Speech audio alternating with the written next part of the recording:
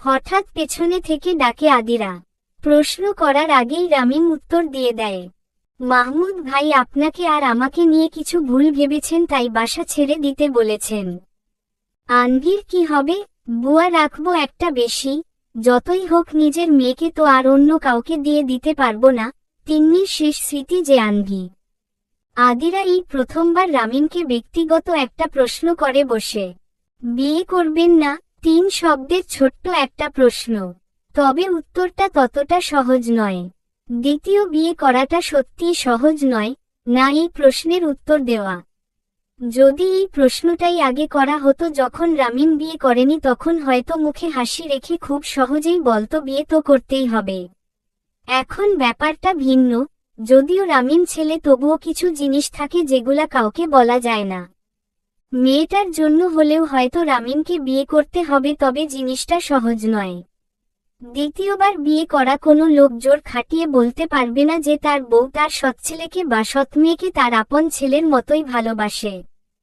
তবুও অহরহ বিয়ে হচ্ছে, মানুষ দ্বিতীয়বার বিয়ে করছে, ভাগ্যক্রমে কিছু ছেলেমেয়ে আপন ছেলেমেয়ের মতোই ভালোবাসা পায়। কজনই বা ছেলেমেয়ের কথা ভেবে বিয়ে করে? বেশিরভাগই তার চাহিদা মেটানোর জন্য বিয়ে করে। রাতে পাশে শুয়ে কেউ সঙ্গ দিক সেই আশায় বিয়ে করে। ছেলেমেয়ের নিঃসঙ্গতা কাটানোর জন্য কজন বিয়ে করে? নিজের নিঃসঙ্গতা কাটানোর জন্যই বিয়ে করে। মেয়ে সুন্দরী বিয়ে করে ফেলে, দ্বিতীয়বার বিয়ে বলে কথা। সুন্দরী মেয়ে পাওয়া ভাগ্যের ব্যাপার। আর ওদিকে নিজের ছেলেমেয়ে যে অনাদরে বড় হচ্ছে সেটা দেখেও না দেখার ভান করে থাকতে হয়। মায়েরা নাকি সবচেয়ে বেশি কোমল হয়, তবে কেন খাবার প্লেটে নিজের ছেলেকেই মাছের বড় টুকরাটা দেওয়া হয়? এসব ভাবতে হয়, গভীরভাবে ভাবতে হয়। সেসব ভেবেই বিয়ের সিদ্ধান্ত বারবার নাকচ করে দেয় রামিম। আদিরার ডাকে ঘোর কাটে রামিমের। শুনছেন? জি বলুন। আপনাকে প্রশ্ন করেছিলাম একটা। আমি কোনোদিন বিয়ে করতে পারবো না।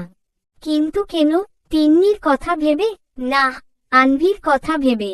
মেয়েটার নিঃসঙ্গতা কাটবে বটে, তবে জানি না তার মা কেমন হবে। যদি বাকি 10টা সৎমায়ের মতো হয়, যদি সেই অনাদরেই বড় হতে হয়, কি দরকার? নিজের কথাটাও তো ভাবুন। বয়স কত হয়েছে আপনার? দেখুন আদিরা, আপনি আমার চাইতে বয়সে ছোট।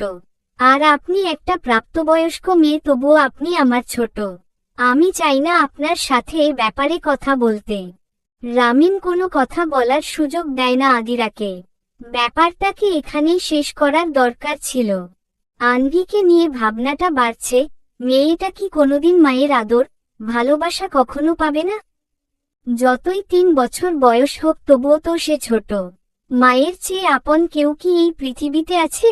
আদিরার সাথে যতক্ষণ সে থাকে, নিজের মায়ের কাছে যতটা যত্নে থাকত ঠিক ততটাই যত্নে থাকে সে। হতে পারে রামিমের মনের ভুল, তবুও আদিরা মেয়েটা আনভিকে খুব যত্নে রাখে। অফিস থেকে ফিরে কখনো মেয়েটাকে কাঁদতে দেখেনি রামিম, না দেখেছে কোনো অভিযোগ করতে। রাত কাটে, সকাল হয়। ঢাকা শহরে জানালা খুললে দমকা বাতাস আসে না, আসে রাস্তার পাশে নর্দমার পচা দুর্গন্ধ। এই শহরে শিমুল ফুল ফোটে না। ছোট বাচ্চারা সকাল হলে লাল ফুল কুড়িয়ে ফ্রকে তুলে না। তুলবে কেন? শিমুল ফুলের কোনো গন্ধ নেই, শুধু লাল দেখতে। গাছে থাকলে ভালো লাগে, নিচে পড়লে সেটা দিয়ে কেউ প্রেম নিবেদন করে না, বরং আবর্জনা হিসেবে শুকানো হয়, তারপর কোনো এক টোকাই এসে বস্তা ভর্তি করে নিয়ে যায়। দুবেলা রান্নার জ্বালানি হিসেবে। দ্বিতীয় বিয়েও একই রকম।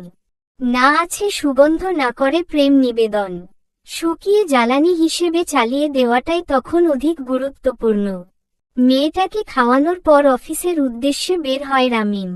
গেটে মাহমুদ ভাইয়ের সাথে দেখা। বাজারের ব্যাগ হাতে, ঘেমে একাকার হয়ে গেছে ছেলেটা। পরনে লুঙ্গি আর হাফহাতা গেঞ্জি টি শার্ট। সালাম দেয় মাহমুদ। আসসালামু আলাইকুম। ওয়ালাইকুম আসসালাম। ভালো আছেন রামিম ভাই? এই তো আছি, আপনি কেমন আছেন? আছি ভালো ভাই। রামিম খেয়াল করে ছেলেটার সেই রাগ আর নেই।